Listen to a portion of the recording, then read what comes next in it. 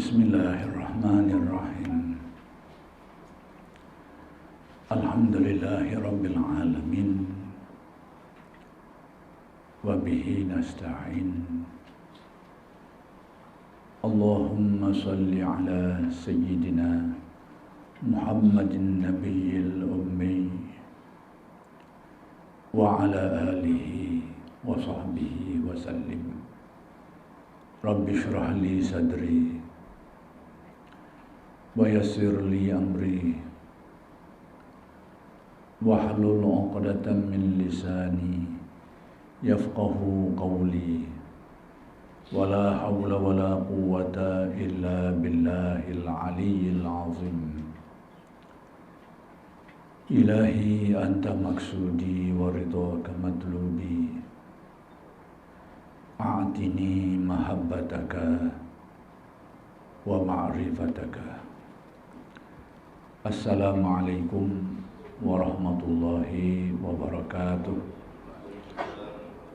Alhamdulillah wa syukrulillah. Segala puji bagi Allah yang telah mengurniakan nikmat hidayah dan taufik. Mudah-mudahan kurniaan ini sentiasa diberikan kepada kita semua. Dan insya-Allah pada malam ini akan disambung lagi pengajian kitab Al-Hikam Syarah Syekh Abdul Malik Tok Bula Manis. Kita sudah berada pada muka surat 102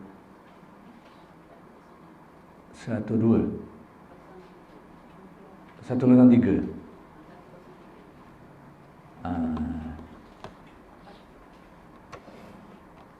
Atas tu maka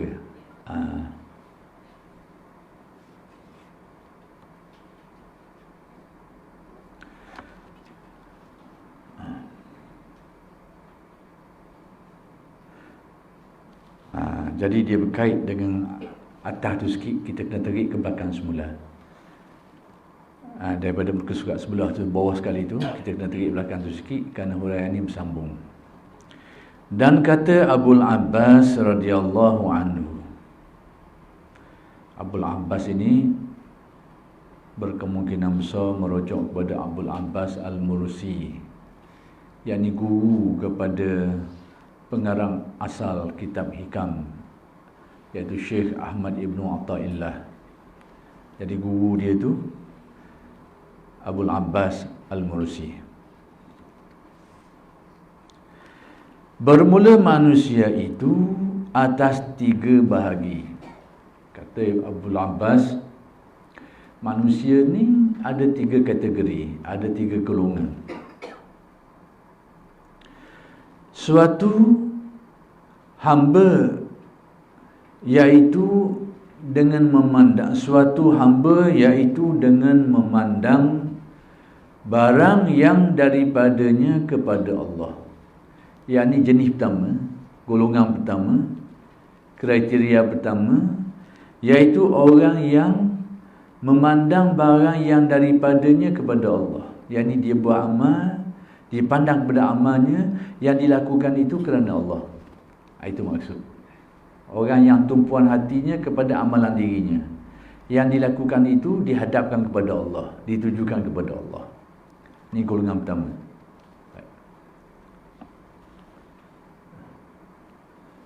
Dan suatu, yakni segolongan yang lain, suatu hamba iaitu dengan memandang barang yang daripada Allah kepadanya.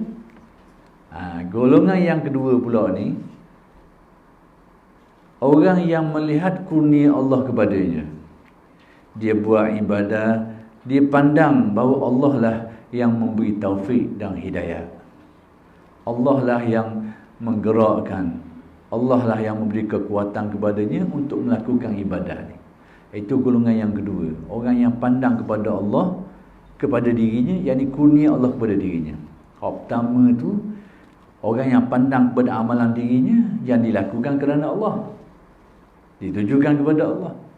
Ya, golongan yang kedua ini orang yang pandang kurnia Allah kepada dirinya, sehingga dengan kurnia itulah dia dapat buat kebajikan, dapat buat itu dan ini. Itu golongan kedua.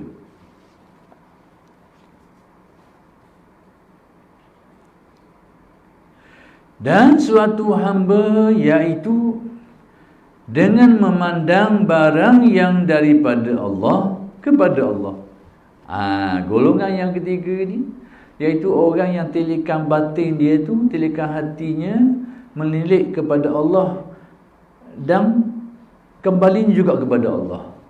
Yang ni diri dia ni seolahnya sudah tidak ada dalam perhitungan. Mari daripada Allah, balik pun kepada Allah. Nak beritahunya, orang yang berada pada suatu kedudukan, dirinya ni sudah terpadang dari pandangan diri dia. Hanya dia melihat semuanya datang daripada Allah, kembali juga kepada. Dua golongan pertama tu masih melihat kepada diri. Hak pertama tu dirinya nombor satu, dirinya melakukan kebaikan, tapi kebaikannya itu dilakukan, ditujukan kepada Allah. Jadi diri nombor satu. Yang kedua ni juga melihat kepada diri, tapi diri duduk pada darjah nombor dua, kerana dia melihat Allah yang mengurniakan kepada dirinya, sehingga dia boleh buat itu dan ini. Tinggi sikit. Hak yang ketiga ni tidak pandang langsung pada dirinya, hanya melihat segala-galanya kembalinya kepada Allah. Dari Allah balik ke dia, mari pun daripada dia, dengan daya upayanya diri dia terpadang. Ini golongan yang ketiga. Baik. Tiga golongan ni dia ada nama-nama dia, dia ada keadaan-keadaan tertentu, huraian tertentu dia. Baik, tengok. Maka yang awal itu, mana yang awal tu? Tadi tu, orang yang tengok kepada dirinya, yang melakukan amalan yang dihadapkan kepada Allah, yang ditujukan kepada Allah. Jadi pandangan orang ini kepada dirinya lebih besar. Tu yang pertama, iaitu hal segala orang yang abid. Inilah yang dinamakan abid. Abid ini daripada ibadah. Jadi abid ini ahli ibadah, golongan yang menghabiskan banyak waktu dan masa melakukan ibadah. Itu golongan abid namanya. Jadi dalam pengajian tasawuf ni dia banyak peringkat. Maka salah satu dari peringkat yang dilalui oleh orang-orang yang nak dekatkan dirinya kepada penciptanya tu, antaranya adalah dia akan lalu martabatnya abid, sebagai seorang yang menekuni ibadah, banyak buat ibadah. Cuma pada tahapan ni dia banyak pandangan hati dia ni, pandangan batinnya banyak tengok pada diri dia. Dia yang melakukan kebaikan, yang dirasainya dirinya. Dia yang melakukan kebaikan, namun kebaikan yang dia buat tu dihadapkan kepada Allah, ditujukan kepada Allah, dikeranakan kerana Allah. Tapi tumpuan besar pada dirinya sendiri. Jadi golongan inilah golongan abid. Jadi abid ni dianggap sebagai marhalah perjalanan lah, proses perjalanan manusia untuk mencapai suatu keadaan yang lebih baik, lebih murni, lebih jernih dalam hubungan dia dengan Allah.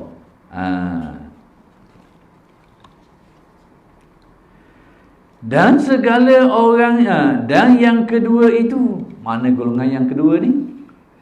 Iaitu orang yang pandang kepada kurnia Allah kepada dirinya. Allah kurnia hidayah dia sehingga dia boleh buat benda ni. Jadi tumpuan hatinya tu banyak cenderung kepada pemberian Allah. Hak pertama tu banyak tumpu kepada usaha diri. Itu golongan pertama, ahli ibadah. Yang kedua ni banyak tumpu kepada kurnia Allah ke dia, banyak tumpu situ. Kalau orang tengok kalau banding main dia tu joget canggung tu. Golongan pertama ni banyak tengok ke diri dia. Ni senggeng gini. Banyak tengok ke diri dia. Golongan kedua dia senggeng gini pula. Banyak kepada dia pandang kepada kurnia Allah kepada dirinya, tapi dua-dua tu tetap memandang kepada diri. Baik, yang kedua ni iaitu hal segala orang yang ahli inayah. dan segala orang yang ahli al-mahabbah.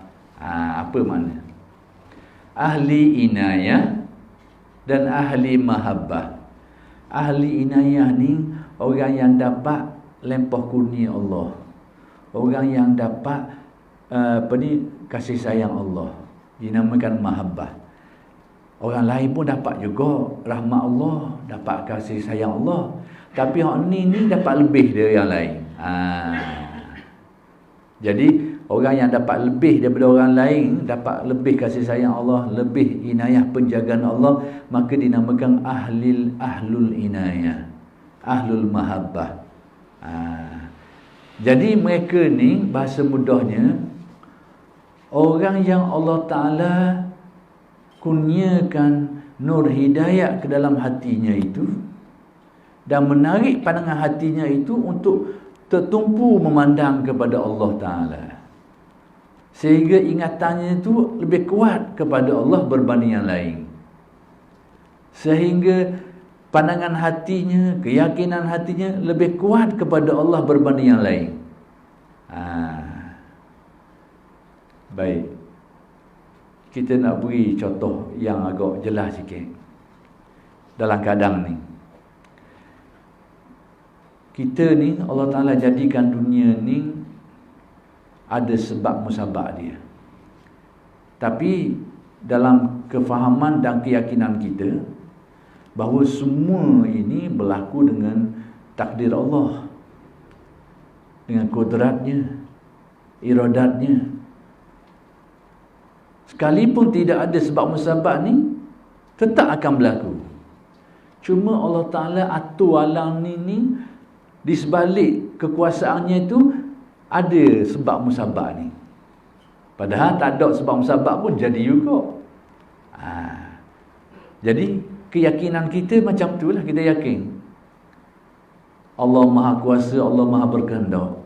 Apa-apa yang dikehendaki Allah, maka jadilah dia. Ada sebab ke, tak ada sebab ke, tak kisah. Itu keyakinan kita. Cuma dalam sistem alam hari ni, kehidupan Allah Ta'ala jadikan kehidupan dunia hari ni dikaitkan kejadian-kejadian tu dengan sebab-sebab dia, sebab musababnya tu. Jadi hanya sekadar sebab, bukan penentu. Hanya sekadar sebab, bukan menjadi penentu. Baik, sekarang pandangan kita.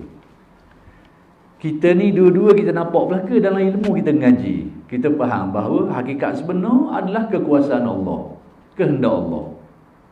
Benda tu ada dalam keyakinan kita. Maksudnya benda tu nampak dalam hati kita lah. Itu maksud ada dalam keyakinan tu. Bila berlaku apa-apa, keyakinan tu ada. Maksudnya kita nampak. Itu maksud nampak-nampak tu. Yang ni ada dalam keyakinan kita. Yang dikatakan tak nampak tu, ia lupa benda tu. Tak mari. Kena tanya-tanya banyak, baru ia boleh jawab. Jadi yang dikatakan nampak tak nampak ni, keyakinan dia tu jelira, hadir. Itu orang panggil nampak. Itu orang panggil basirah, orang panggil mata hati. Keyakinan-keyakinan yang sebenar tadi tu jelira di hati dia, hadir di hati dia. Berlaku apa-apa pun, mari dalam hati dia Allah dengan kekuasaan Allah, dengan kehendak Allah. Bila hadir tu, itu orang panggil nampak. Istilah ahli tasawuf. Jadi nampak tak nampak ni dengan erti hadir. Hati yang boleh nampak tu, itu orang panggil hati yang ada basirah, hati yang ada mata, boleh nampak. Sehingga boleh percaya, boleh yakin. Kita yakin apa yang berlaku ni memang kekuasaan dia. Yang kita boleh yakin itu sebab apa? Hati kita nampak lah. Kalau tak nampak, tak yakin start kan? Bila tak yakin, tak beriman, tak nampak lah tu. Tak nampak benar benda tu. Tapi kita ni nampak kebenaran itu. Membenarkan dia, betul. Yakin. Itu panggil nampak, tak nampak tu. Itu panggil mata hati tu. Cuma mata hati manusia ni ada hak kelabu, ada hak terang, ada hak terang lagi. Itu tahap keyakinan lah. Tapi itu maksud istilah mata hati tu. Itu istilah terbuka hijab. Ada yang buka banyak, ada yang buka sikit. Itu dia kait. Benda bukan berat sangat. Cuma kalau tidak dipahami dengan baik, tidak dijelaskan dengan baik, tak apa nampak lah. Tapi kalau dijelaskan, bukanlah benda yang berat, yang payah sangat. Jadi itu istilah apa? Di situ ada makna hijab, ada makna mata hati. Kita buat contoh lain, contoh mudah. Ni kain, tirai. Sekarang ni kita ada mata hati, kita ada mata hati kita, tapi tak nampak. Dikatakan sebagai macam tidak ada mata hati lah. Ada hati tapi tak ada mata. Macam gini, tutup molek, tak nampak benda dia. Ni tebal, penilasin ni tebal dah selalu, tak nampak benda. Tak ada pandangan pada kita. Kalau dalam tasawuf, tak ada mata hati, tak nampak benda ni. Jadi itu ada makna mata hati, mata kita. Jadi bila tak ada, tutup rapat ni, tak nampak benda, tak ada pandangan. Dalam tasawuf, tak ada mata hati, tak nampak benda, gelap gelemak. Sekarang tukar kain lasin ni nipis sikit, nampak bayang-bayang, nampak sikit-sikit. Sekarang timbul dah pandangan, ada pandangan sikit dah, nampak dah cang dah. Cuma dah cang molek, nampak macam orang rasa. Jadi sudah ada pengecaman, nampak sikit-sikit. Tu orang panggil baru timbul mata hati. Kalau mata kau baru nampak, baru ada pandangan sikit-sikit. Kalau ilmu tasawuf baru timbul mata hati, timbul dah sikit cahaya dia tu. Baik, sebab apa jadi gitu? Sebab hijab dia kau nipis. Ni, tirai ni kau nipis, tak ada tebal dah nampak benda. Sekarang kau nipis. Itu istilah tu dalam tasawuf. Bandingannya lebih kurang gitu je. Bila ada mata hati, nampak sikit-sikit. Sebab apa boleh nampak? Hijab dia tu kau nipis. Kemudian buang terus lasin ni, nampak terang. Oh, dia ni. Ada pun benda ni, terang, nampak terang. Baik, itu orang panggil mata hati yang terang, nampak jelas. Kalau penglihatan kau memang nampak, penglihatan yang betul, nampak betul. Mata hati itu panggil basirah. Nampak jelas terang, tak ragu dah. Memang dia dah, tak lagi dah. Kalau orang Kelantan mana, dah kena, nampak molek. Sebab apa boleh nampak terang tu? Sebab hijab terbuka sepenuhnya. Demikianlah mata hati manusia. Bandingannya gitu. Jadi dinamakan mata hati. Nampak dari segi kefahaman tu, ada keyakinan, faham, etikad kita tu, kita dapat lihat kebenarannya dan meyakinkan. Itu panggil nampak. Sebab apa hati boleh jadi gitu, boleh nampak gitu tu? Sebab hati mula terbuka hijab-hijab dia tu, sehingga boleh faham, boleh yakin, boleh nampak. Jadi hijab pun banyak lapisan. Ada yang terbuka sikit, ada yang terbuka banyak. Jadi sempurnanya terbuka habis, maka nampaklah segala hakikat dengan keyakinan yang paling tinggi, paling maksimal perbandingan dia. Baik, sekarang tengok. Jadi ahlul inayah ni, ahlul mahabbah ni, orang yang Allah Ta'ala sinari mata hati dia tu, sehingga mata hati dia itu hidup dan terarah memandang, tertarik memandang kepada Allah Subhanahu Wa Ta'ala. Baik, nak balik ke contoh Hasan tadi tu lagi, lekok jauh sangat. Dan jumpa buca. Balik mula Hasan. Baik, saya nak gambarnya tadi tu, Allah Ta'ala menciptakan alam ini, hakikat sebenarnya kejadian ni adalah dengan kudrat dan iradatnya. Hak jadi tu semata-mata tu, cuma Allah Ta'ala tempelkan dia, kaitkan dia dengan sebab musababnya. Tak ada sebab musabab ni pun jadi juga. Cuma Allah Ta'ala menjadikan undang-undang alamnya, sunnatullah ni ada sebab-sebab dia. Baik, sekarang kita nampak dua-dua. Kudrat di sebalik kejadian ni, hati kita nampak dan yakin adanya kudrat Allah, adanya iradat Allah. Kita percaya, kita yakin, kita rasa benar, nampak benarnya tu. Berarti kita ada mata hati, nampak benda tu. Tapi dalam masa yang sama, akal kita juga memahami adanya sebab musabab ni. Jadi bila berlaku satu kejadian, kita nampak dua-dua ni. Pertama sekali kita nampak sebab-sebab dia. Sebab apa dia mati? Oh, sebab kena penyakit COVID. Contohnya sebab. Tapi hati kita ada keyakinan kematian tu semata-mata dengan kekuasaan dan kehendak Allah. Jadi dua-dua kita nampak. Hakikat pun kita nampak, syariat sebab pun kita nampak. Baik, sekarang tinggal lagi hak mana yang lebih kuat keseimbangan. Kita hari ni banyak tengok kepada sebab ni. Maka kekuasaan Allah, iradat kehendak Allah tu kita nampak kot pandangan hati kita, tapi slow sikit. Hati kita ni banyak tertarik kepada sebab dia tu. Cenderung kepada sebabnya. Banyak cenderung kepada sebab dia tu. Sebab dia tu. Tarikkan hati kita. Sekarang bila seseorang tu dihidayahkan Allah, maka ditarik pandangan hati dia tu. Daripada cenderung pandang kepada sebab tu, sehingga cenderung dan pandang kepada punca sebab tu, iaitu kudrat, kekuasaan Allah dan kehendak. Itu orang panggil ahlul inayah. Jadi pada waktu tu hatinya lebih cenderung, lebih kuat pegangan keyakinannya kepada kehendak Allah, takdir Allah. Sehingga sebab musabab ni dilihat kot sipi-sipi je. Jadi dua-dua ni kita tengok belaka, cuma berat tak berat. Orang yang berat tengok kepada sebab musabab, hak pertama tadi tu. Orang yang berat tengok kepada hakikat takdir Allah, kekuasaan Allah, kehendak Allah, ini golongan kedua. Sebab apa boleh jadi gitu tu?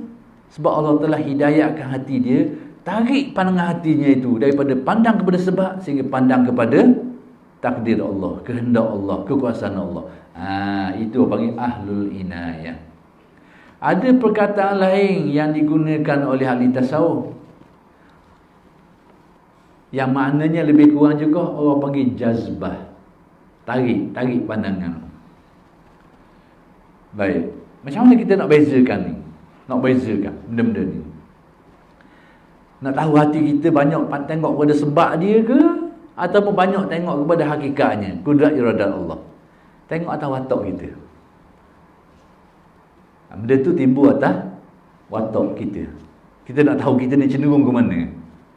Baik, pada waktu kita ni banyak pandang pada sebab tu banyak mempengaruhi kita. Bila sebab ada, rasa yakin selamat sikit rasa. Banyak sebab dia tu. Bila sebab tak ada, bimbang lebih kita. Itu tanda bahawa hati kita banyak cenderung pandang kepada sebab dia. Tanda bahawa hati kita terbalik, mula cenderung kepada memandang kepada kepada hakikat kudrat iradat Allah. Ada tak ada sebab musabab ni, kadang-kadang tak kisah sangat. Jadi tak kisah sangat. Jadi kita kadang-kadang sebelum kita mengaji, mungkin hati kita banyak terikat dengan sebab. Bila ada sebab musabab tu, kita rasa selesa, meyakinkan. Tapi bila tak ada sebab musabab, gelisah kita, pening kita. Tapi bila kita belajar ilmu tasawuf, kita mengamalkan wirid-wirid, beribadah, kadang-kadang Allah Ta'ala tarik pandangan hati kita tu, sehingga tumpuan kita kepada sebab musabab tu jadi longgar sikit. Hati kita lebih banyak berpaut ke dia pula. Bukan tak tengok langsung. Kalau tak tengok langsung ni yang nombor 3 lagi ni. Ni yang nombor 2 ni tengok lagi. Tapi tengok sebelah mata je. Maksudnya keyakinan ni kadang-kadang sebab tak ada pun apalah, sebab pada Allah lah. Allah Ta'ala cabut kebimbangan tu. Sebab apa? Kerana dia banyak melihat kepada hakikat sebenarnya tu, kekuasaan Allah, kehendak Allah. Hati dia cenderung situ. Tandanya bila sebab musabab ni tak ada, dia tak kisah sangat, tak membimbangkan dia. Itu tanda dia.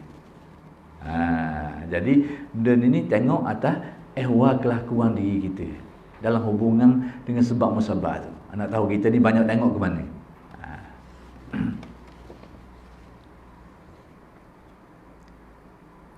Sebab tu kita ni, kalau pada waktu kita ni banyak tengok kepada sebab musabab, kita akan marah kalau orang kritik kita lah. Kalau orang kata duduk kita marah lalu.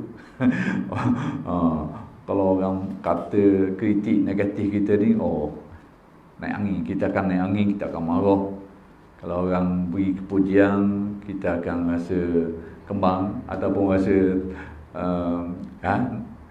pujian. Jadi kembang gitu, dia terpengaruh gitu. Tapi bagi orang yang kedua tadi tu, yang banyak tengok kepada kekuasaan Allah, orang keji dia ke, orang puji, tak kisah. Tu kadang dia. Tu kadang dia. Sebab apa? Kerana dia banyak pandang kepada kekuasaan Allah, kehendak Allah, ketentuan Allah. Jadi orang puji je dia, tak jadi kekal pada dia. Dia takkan jadi gitu.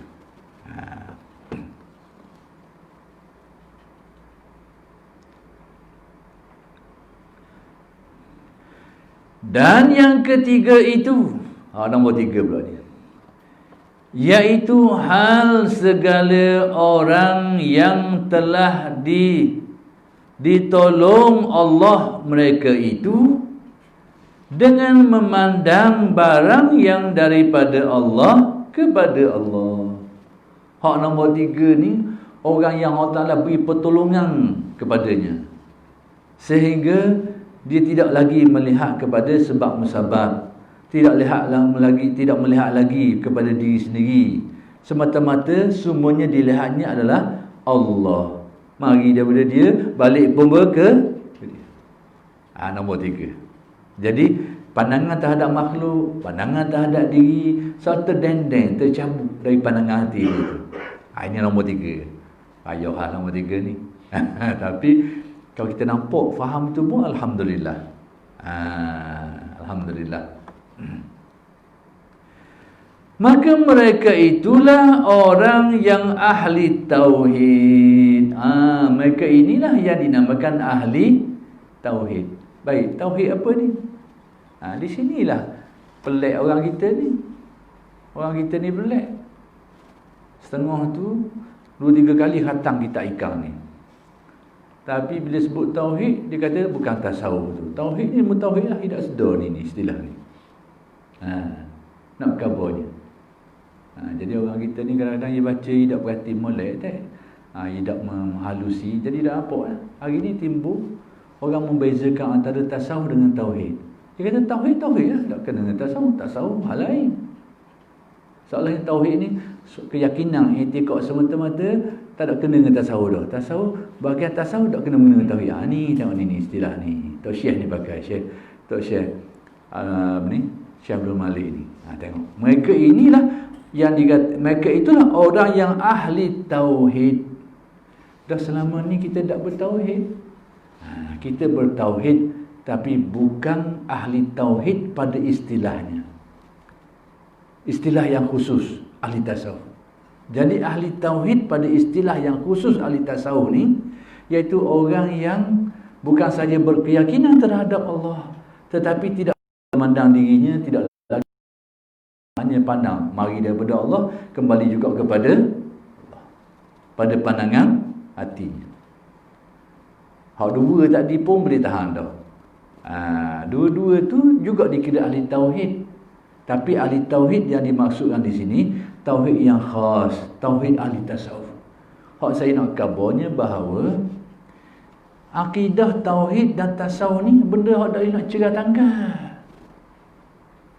Tasawuf tu tentang ahwal, maqamat, tentang akhlak dan macam-macam lagi. Sebenarnya itu buah dia.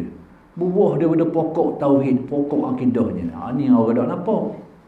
Sebab apa jadi gitu? Sebab jenis dia ni beli buah, beli pasar, dia tak tanam, dia tak peti, dia tak nampak pokok. Tu bucanya.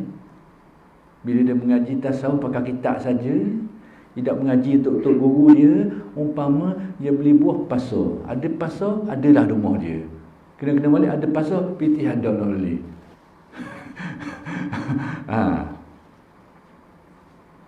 Dia hanya kenal buah. Tapi pokok tak tahu mari mana buah ni. Tak tahu mari pokok mana. Kalau dia faham baik-baik tasawuf, dia mengaji dengan alim ulama, dia akan tahu bahawa tauhid dengan tasawuf ni berepek ni. Bukan berepek ni. Orang panggil gini ni, tangan ni. Benda panggil ni. Kalau berepek gini, ni. Sebati. Sebati. Tu dia. Tu sebenarnya. Tak tu sangat berbahaya orang yang mengaji kitab tasawuf tapi tidak terbimbing dengan baik, atau hanya membaca kitab-kitabnya, tidak nampak aspek-aspek ni. Akhir sekali buat kenyataan bahan-bahan. Tasawuf suku, tauhid suku, akidah suku. Tidak sedar tasawuf tu tumbuh dari tauhid ni. Tumbuh daripada tauhid ni. Tapi oleh kerana tidak mengaji, tak nampak ini suku-suku asing. Ulama memecahkan ilmu ni tauhid supaya senang mengaji, senang belajar. Ini akidah, ini tasawuf, ini fiqh di tasawuf. Tujuannya supaya mudah cang, mudah kenal, mudah mengaji. Tapi dari segi pemakaian, orang pakai sekali. Seluar lain, baju lain, tapi orang tak pakai selah-selah. Hari ni pakai seluar, esok pakai baju. Dah mondek buat gitu. Orang tak pakai macam tu. Memang suku-suku. Tapi apa pemakaian, orang pakai sekali. Kasut lagi. Hari ni pakai seluar saja, esok pakai baju saja, lusa pakai kasut saja. Dah mondek pasal begitu. Nak kabarnya. Memang tiga lain-lain. Tapi pemakaiannya orang pakai sekali. Itulah bandingan antara akidah, fiqh dan tasawuf. Diasingkan oleh alim ulama supaya mudah kenal cang mana akidah, mana fiqh, mana tasawuf, cang. Nak ngaji pun senang. Dalil pun tahu gini-gini ni. Tapi dari segi nak amal, nak pakai, tiga-tiga ni kena pakai sekali. Kena pakai sekali. Memanglah dalam kitab tasawuf tu, dalam kitab-kitab ulama kita dulu, mereka akan gabungkan tiga ni sekali. Kitab-kitab ulama kita dulu yang dikarang oleh Syekh Abdul Rauf, Syekh Abdul Somad, demikian juga karya-karya lain, banyak daripada, bukan semua, kebanyakan kitab-kitab mereka itu mengumpulkan tiga dalam satu. Bermula dengan akidah, dituruti dengan fiqh, dan dituruti dengan tasawuf dengan pelbagai ragam, pelbagai bentuk. Cuma ada jugalah setengah karya kitab mereka itu fokus suku. Ini memang asli tasawuf semata-mata, yang ni asli fiqh semata-mata, yang ni asli akidah semata, ada juga. Tapi banyak kitab-kitab mereka itu mereka kapuh sekali. Mereka kapuh sekali ni, mereka akan dahulukan dengan akidah, lepas tu turuti dengan fiqh, lepas tu turut lagi dengan tasawuf dan akhlak. Mereka tertib susunan tu. Dari segi tertib dia tu, maksudnya orang mengaji buku surat satu lah dulu. Orang mengaji buku surat 100 dulu. Satu dulu, masuk akidah dulu, ke fiqh, pengajian. Tapi dalam pemakaiannya, tiga-tiga ini dipakai serentak. Dipakai serentak. Itu saya nak beritahu. Kadang-kadang kalau kita tak cana benda begini, timbul ragam-ragam pemikiran. Tasawuf tidak diperlukan lagi lah. Itulah antara buah-buah yang timbul hasil daripada kefahaman seperti ini. Tasawuf tidak diperlukan lagi. Kediam sikit, ataupun tak perlu langsung. Ada orang tak perlu langsung pun ada. Ada orang tak apa, pelengkap aja. Adalah aspek pelengkap, ada aspek yang asas. Jadi nak beritahunya bahawa tiga-tiga ini, akidah, fiqh dan tasawuf serentak. Masing-masing ada bahagian fardu ain, ada bahagian fardu kifayah. Sebagaimana tauhid ini ada bahagian fardu ain dia, ada bahagian fardu kifayahnya, maka demikian juga fiqh, maka demikian juga tasawuf. Itu dia. Jadi kabar istilah tauhid ini, jadi rupa-rupanya yang dikatakan di sini, mereka itulah orang yang ahli tauhid. Jadi kalau kita keliru tak berapa faham istilah ni, seolah-olahnya hak sebelum ni bukan ahli tauhid lah. Tidak. Ahli tauhid yang dimaksudkan di sini adalah tauhid pengertian khusus menurut tasawuf. Jadi hak sebelum-sebelum tu tidak dia mereka ahli tauhid, tapi hakikatnya mereka juga ahli tauhid pada akidahnya.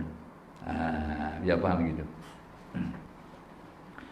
Dan orang yang ahli tafrid, apa dia pula tafrid ni? Jangan dengar lagi ni. Tafrid dengan tauhid ni dari segi bahasanya dekat-dekat. Kalau tauhid ini meyakini keesaan, dia je, tak ada lain. Merasai hanya menilik kepada kebenaran Allah semata-mata, sehingga dia tak pandang lain dah.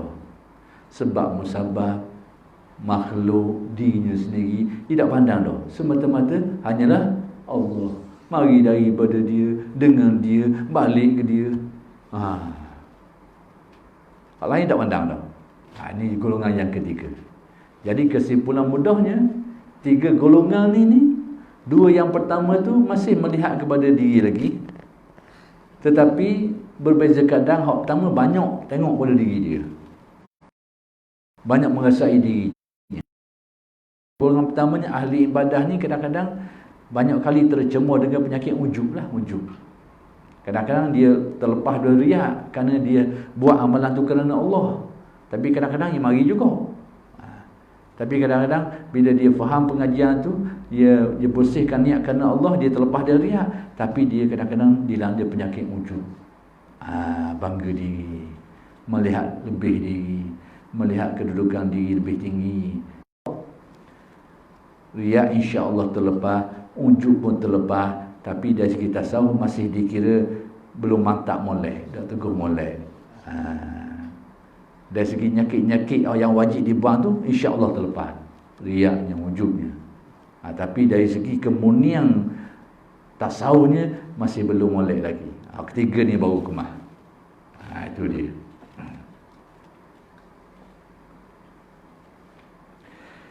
Dan kata Syekh Abdul Hasan radhiyallahu anhu.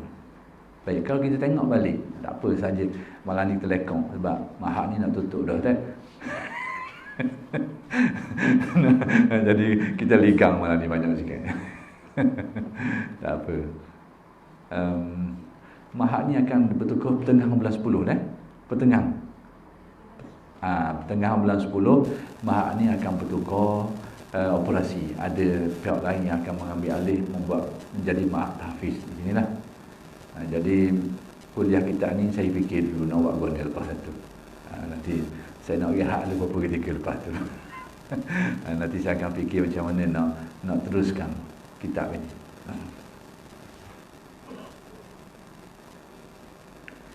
Jadi hak nak kabarnya tadi, tiga golongan manusia ni, dua golongan pertama itu sebenarnya nak melepaskan diri daripada sesuatu yang wajib kita kena lepas. Melepaskan diri daripada riak wajib, melepaskan diri daripada ujub wajib. Jadi dua golongan pertama itu sebenarnya pada tahapan yang menjadi keperluan kita. Hak ketiga tu je menjadi suatu kelebihan dan keistimewaan kalau dapat. Kita tengok macam ya.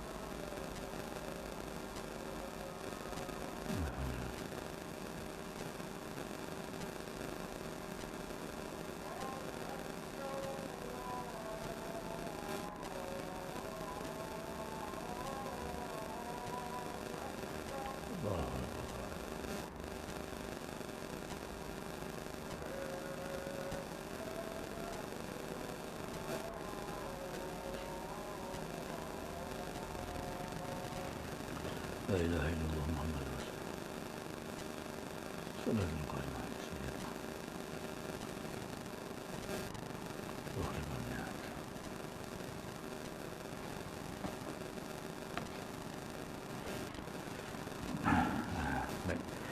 Dan kata Abul Hasan radhiyallahu anhu, Abul Hasan ini ghalibnya, kalau dalam kitab ni ghalibnya merujuk kepada Abul Hasan Asy-Syazili. Abul Hasan Asy-Syazili ni tok guru kepada hak tadi tu, Abul Abbas Al-Mursi. Jadi guru dia pula ni. Bermula orang yang arif itu dia akan segala kesakitan fitnah zaman dalam kurnia yang berlaku atasnya.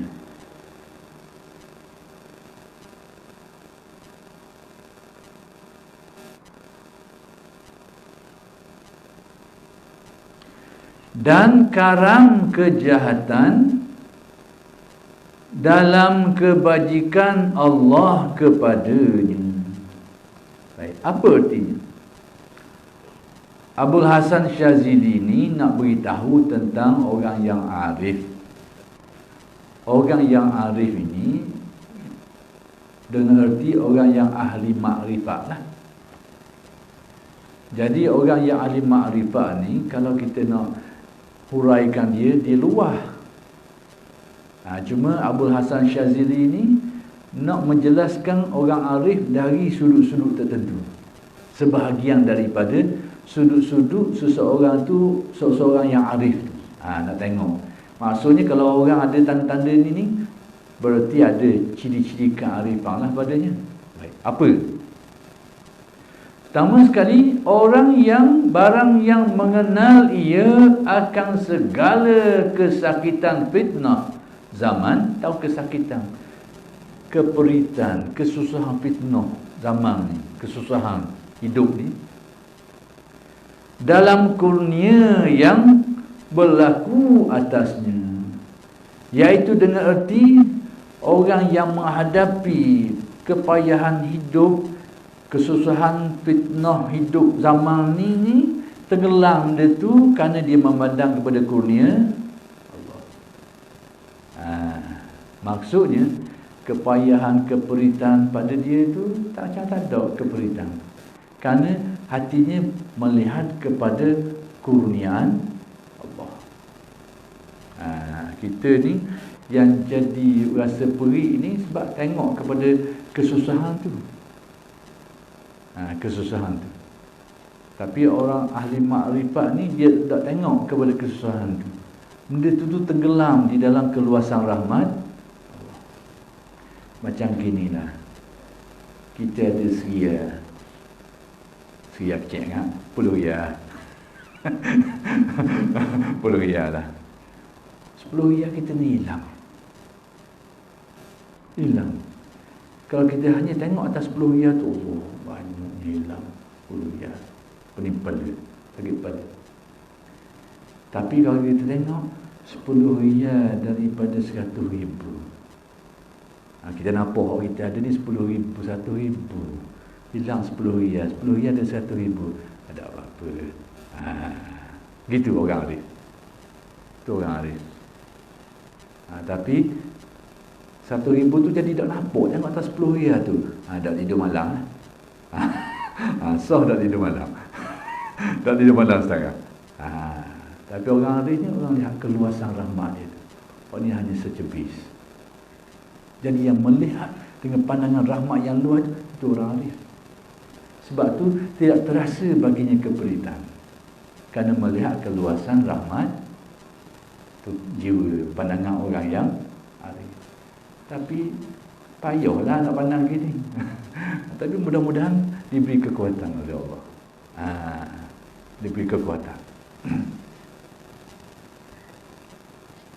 Jadi kesakitan fitnah tu tenggelam dalam kurnia Allah. Sebab tu kalau baca sejarah manusia ni, orang-orang ahli makrifat ni banyak dugaan-dugaan. Tapi sebenarnya bukan kepada ahli makrifat saja terduga. Orang-orang yang jahat pun terduga. Ada juga orang kena uji gitu. Cuma setan ni kadang-kadang nak tipu kita. Dia tutup cerita orang jahat tu. Dia hanya suruh tengok, mu nak jadi baik sangat ni lah. Banyak masalah. Itulah. Padahal benda yang sama berlaku kepada orang jahat juga. Tapi setan ni nak tutup. Supaya apa? Mu jangan jadi baik lah. Nak jadi baik, mu susah lagi. Ni mainan godaan-godaan setan. Tapi kalau dia perhati, baru nak mari mak atas dia mengaji, kaya cuh tengok yalah. Oh Allah, baru nak mengaji hari ni. Nak mari mak atas dia mengaji, kita ikam lah tu. Saya terang ni. Allah ni berat dugaan ni. Payah nak jadi baik ni, jadi baik. Padahal kalau dia singgah kedai kereta tu, melambuk ke kereta rosok-rosok. Berat lagi. Padahal kawan ni tak pergi ngaji pun. Nak kawan setan alih pandangan. Alih pandangan. Sebab tu yang perlu keyakinan kita adalah kebaikan itu berkat. Keyakinan itu baik. Amal soleh itu adalah kebajikan.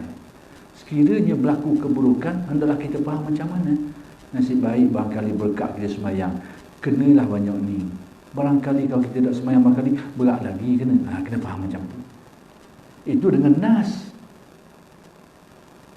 Kebaikan, kesolehan, ibadah, bahawa dia berkat banyak kebajikan, itu dengan dalil. Ada dalil beritahu orang yang buat ibadah, buat kebajikan, kelebihan-kelebihan dia ni, keberkatan dia tu, itu diterangi, terang. Tapi sangkaan mari. Sejak kita rajin sembahyang sikit ni, jadi macam-macam ni. Selepas rajin sembahyang sikit. Sebelum ni tak ada. Ini tipu daya setan. Yang sepatutnya macam mana? Atas keyakinan tadi, barangkali berkat kita berdoa lah.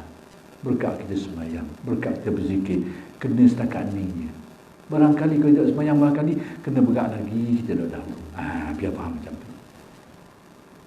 Semua itu adalah tipu daya syaitan. Jadi berkait dengan orang arif ni, yang boleh pandang seperti itu, itulah pandangan kearifan. Sekiranya kita dapat memandang dengan pandangan-pandangan tadi itu, itulah kearifannya. Dan mudah-mudahan Allah Ta'ala kurnia kepada kita. Dapat memandang dengan pandangan kearifan.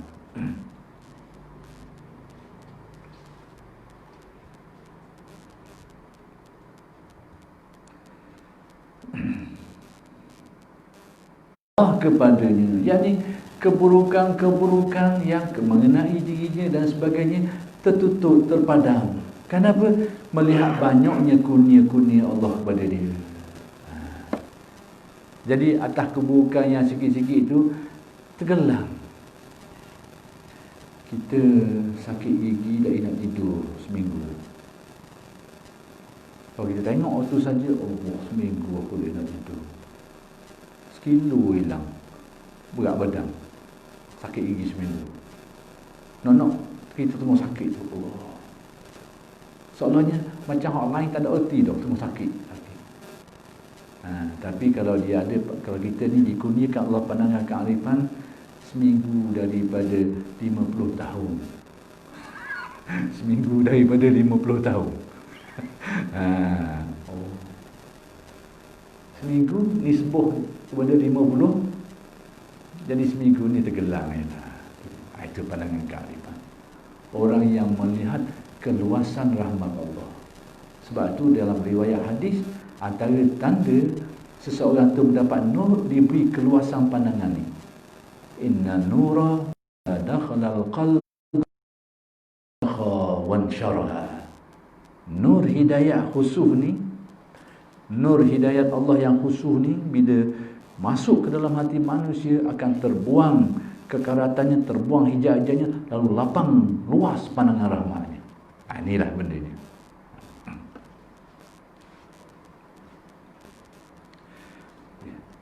Dan kata muallif radhiyallahu anhu, jangan baca pengarang asal kita ikan. Dan kata muallif radhiyallahu anhu, bermula sedikit amal serta memandang kurnia daripada Allah itu terlebih baik daripada banyak amal serta melihat taksir daripada dirinya. Ini nak memberitahu kualiti amal. Orang yang beramal tapi taklah banyak mana, tetapi di sebalik amalan yang dia buat, hatinya tu memandang kurnia Allah ke dia, sehingga dia boleh buat amal. Orang yang seperti ini dari segi tasawufnya adalah lebih baik berbanding dengan orang yang buat amal dan banyak amalannya, tapi banyak melihat kepada dirinya yang melakukan amalan itu. Banyak, Allah banyak aku buat salah hari ini, baik benda tu. Tapi bila melihat kepada diri itu dalam tasawuf, dia anggap kurang baik berbanding kepada melihat kepada kurnia Allah. Dari segi tasawuf, dua-dua ni molek belaka buat amalan. Cuma nak kabarnya, satunya buat amalan melihat kurnia Allah, satu ni buat amalan hati banyak melihat kepada usaha dan daya upaya diri. Maka dari segi tasawufnya, amalan yang paling lebih berkualiti, lebih baik dari segi tasawufnya, hak yang melihat kepada kurnia Allah. Sekalipun yang ini nisbah pada banyak sikit ni kurang berbanding dengan hak tadi tu, hak nombor 2 tu. Dari segi banyak sikit dia kurang lagi, tapi dia dianggap lebih baik dari segi tasawufnya. Jadi orang yang tak mengaji tasawuf tak nampak sisi ni. Dan sisi ini jugalah yang memahamkan kita tentang kelebihan Sayyidina Abu Bakar, yang Nabi beritahu kalau ditimbang Imam Abu Bakar dengan imam orang lain, berat dia. Imam penduduk langit dan bumi, yang ini selain daripada Nabi-Nabi dan Rasul-Rasul alaihi wassalatu wassalam lah, berat dia. Jadi salah satu sudut yang memahamkan kita tentang rahsia ni sebab kalau kita timbang dari segi banyak segi amalan, kita akan temui ada sahabat-sahabat lain yang lebih tekung amalan dia, kerana mereka ni tak banyak kesibukan. Sayyidina Abu Bakar ni banyak sibuk. Zaman Nabi masih ada, dia ikut Nabi mana-mana lagi. Zaman Nabi sudah wafat, dia jadi khalifah, sibuk lagi. Jadi ruang beramal tu agak kurang berbanding dengan orang yang tak ada tugasan ni. Jadi secara umumnya, kalau nak tengok dari segi amalan ni banyak sikit, ada yang kemungkinan besar bahawa ada sahabat lain yang lebih banyak amalan daripada Sayyidina Abu Bakar. Tapi tentang Sayyidina Abu Bakar, Nabi menjelaskan bahawa kalau ditimbang dia ni, keyakinannya, keimanannya lebih berat berbanding hak lain. Dan riwayat lain yang menguatkan lagi, beratnya tu bukan kerana banyak puasanya, bukan kerana banyak solatnya, bukan kerana puasanya, tapi menurut riwayat, dan satu riwayat lagi itu tafsiran Imam Ghazali, li sirrin wa qara fi sadri, kerana ada rahsia lain yang duduk dalam hati dia. Inilah salah satunya. Sebab tu di sini disebut amalan yang sedikit tapi melihat kepada kurnia Allah, kalau dibandingkan amalan yang lebih banyak dari yang ni tapi melihat kepada daya upaya diri, nombor 1 ni lebih baik dari segi tasawuf ni. Sikit kan? Baik, tasbiqu anwarul hukama'i aqwalahum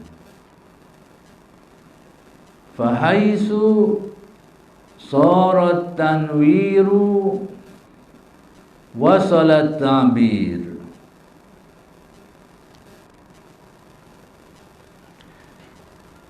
Didahulu oleh anwar segala hukama itu akan segala kata mereka itu. Baik, Anwar. Anwar daripada nur. Nur jadi anwar. Bahasa kita cahaya. Tapi yang dimaksudkan dengan cahaya di sini bukan cahaya fizik, tetapi hidayah. Maksudnya adalah hidayah. Baik, hukama. Siapa hukama? Hukama daripada hakim. Tapi bukan Tok Hakim.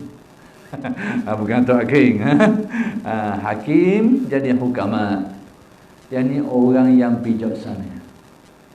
Bahasa lain, kalimah lain untuk hukama dalam ilmu tasawuf, ahli ma'rifat, arifun, arif. Jadi hakim dalam ilmu tasawuf dia sama dengan arif. Baik, apa kata Syekh ni?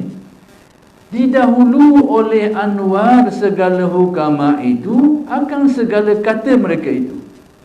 Yakni hidayah yang diperolehi oleh orang ahli hikmah ni mendahului daripada ucapan mereka tu. Maksudnya orang-orang ahli hikmah ni mereka menjelaskan sesuatu yang sudah sangat jelas pada mereka. Ibarat kau dia curah air ke orang dan taki dia penuh air. Itu orang hukama. Dia dah buka paip tu, air tak ada. Tak ada juga lah kawan ni. Air tak ada. Ulama tak semestinya.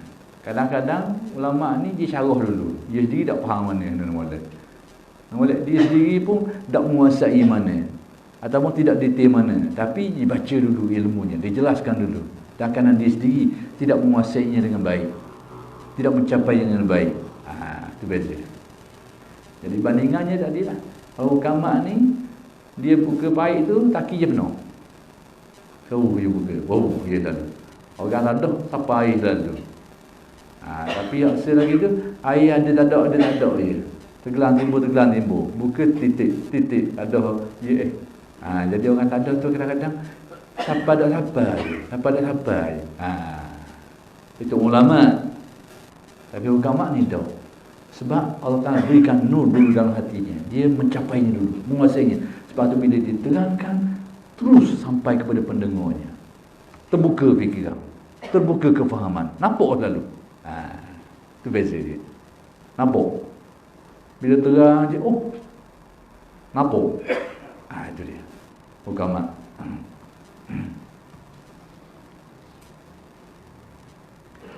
Nak terang jadi hukama, dua hukama, terang syarah orang sekali tengok. Kalau orang faham molek tu, ya. Kenapa keruk dari tu, bukan lagi. Bukan lagi. Kau tengok khusyuk, tapi kau tengok khusyuk belaka tu, dua-dua kemungkinan. Khusyuk faham ataupun khusyuk hilang. Boleh jadi belaka. Gurau je. Gurau saja dah. Anak-anak habis kuliah ni kena gurau banyak lagi lah.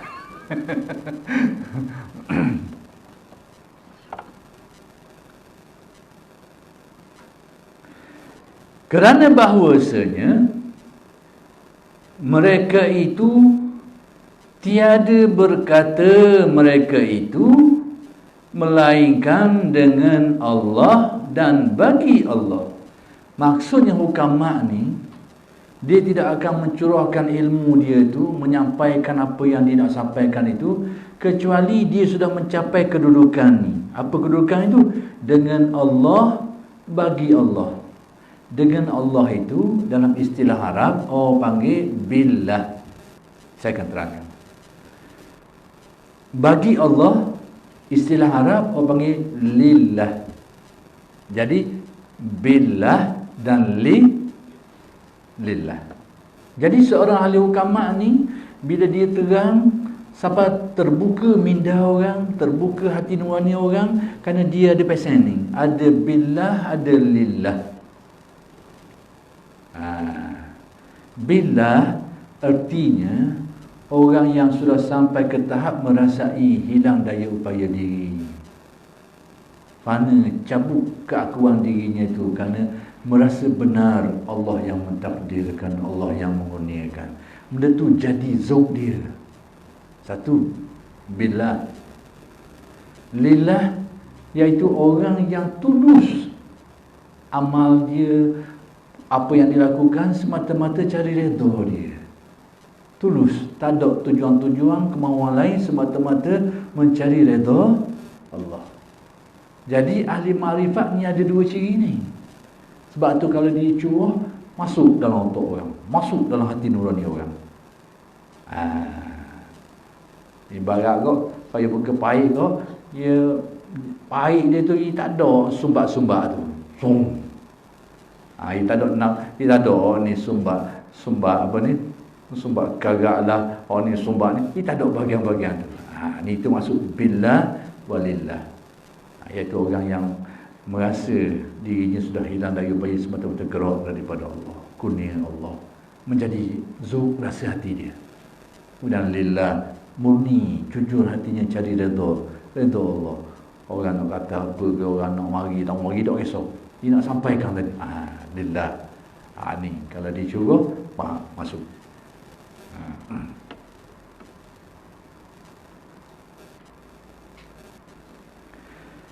Maka sekira-kira jadilah menerang segala anwar itu daripada segala hati mereka itu. Yakni sejauh mana kualiti penerangan yang diberikan itu adalah menurut kualiti nur yang menerangi hati dia itu. Maksudnya sejauh mana ilmunya itu memahamkan orang, membuka minda orang, membuka hati orang, sejauh mana benda tu terbuka dalam hati dia. Itu maksudnya. Kalau terang terbuka dalam hatinya, maka segeralah membuka hati nurani manusia. Kefahaman orang, perasaan orang, ataupun keyakinan orang, dia membuka dengan mudah. Sejauh mana benda tu terbuka dalam jiwa dia. Itu maksudnya. Dan kalau kata Arabnya, fahaisu sarat tanwiru wa salat ta'bir. Jadi bergantung kepada apa yang Allah Ta'ala bukakan dalam hatinya, maka sekadar itulah kualiti penyampaiannya tu. Sejauh mana dia berkesan dan menembus sampai ke dalam fikiran dan hati, ataupun hati orang-orang yang menerima pelajaran tu.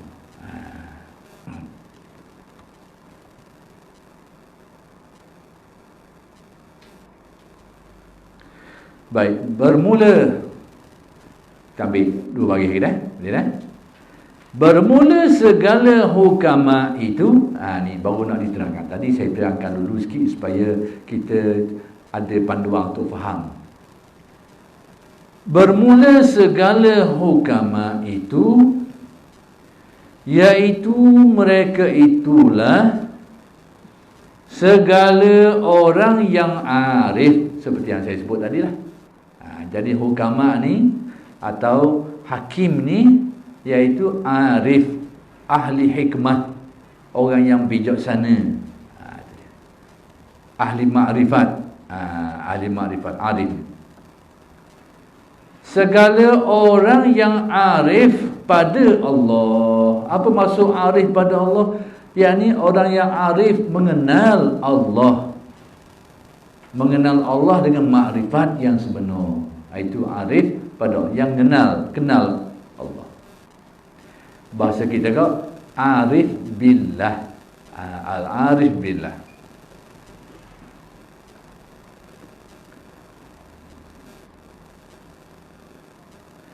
Kerana Allah Ta'ala yang muamalah mereka itu dengan dia. Apa maksudnya?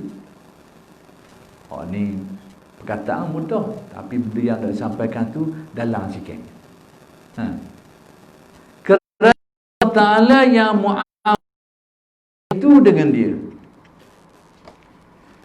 dengan erti Allah Ta'ala lah yang menggerakkan orang ini untuk melakukan penyampaian itu. Sebab dia sudah hilang keakuan dirinya.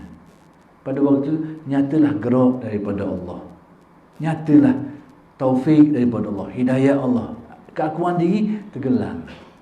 Itu sebab dia. Itu sebabnya.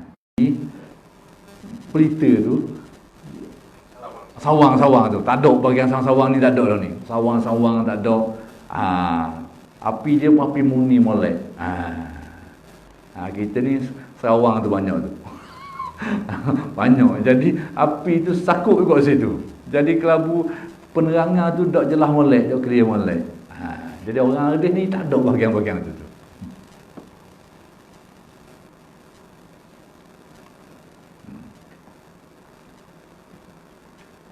Itu maksud. Kerana Allah Ta'ala yang muamalah mereka itu dengan dia. Yani Allah Ta'ala yang menggerakkan mereka. Padahal semua orang hakikatnya digerakkan Allah. Yani semua orang tergerak mereka ini adalah dengan kudrat dan iradat Allah. Tapi dalam istilah ni yang dikatakan digerakkan Allah ni, orang yang hilang keakuan dirinya. Kita sekarang sebenarnya digerakkan Allah juga. Apa yang kita buat hari ni adalah terikat dengan kudrat dan iradat Allah. Tak akan berlaku gerak kita ni kalau tidak dengan kudrat dan iradat. Tapi masalahnya, kita ni masih timbul keakuan diri kita ni. Tapi bagi orang ni dia terpadam keakuan diri tu. Serawang dia tu. Ni serawang. Sawang. Sawang benda lain. Sawang budak. Hak tu baik buih tu. Betul sawang. Serawang tak? Tak ada serawang tu. Keakuan dia hilang. Maka cahaya yang murni, api yang murni. Itu maksudnya.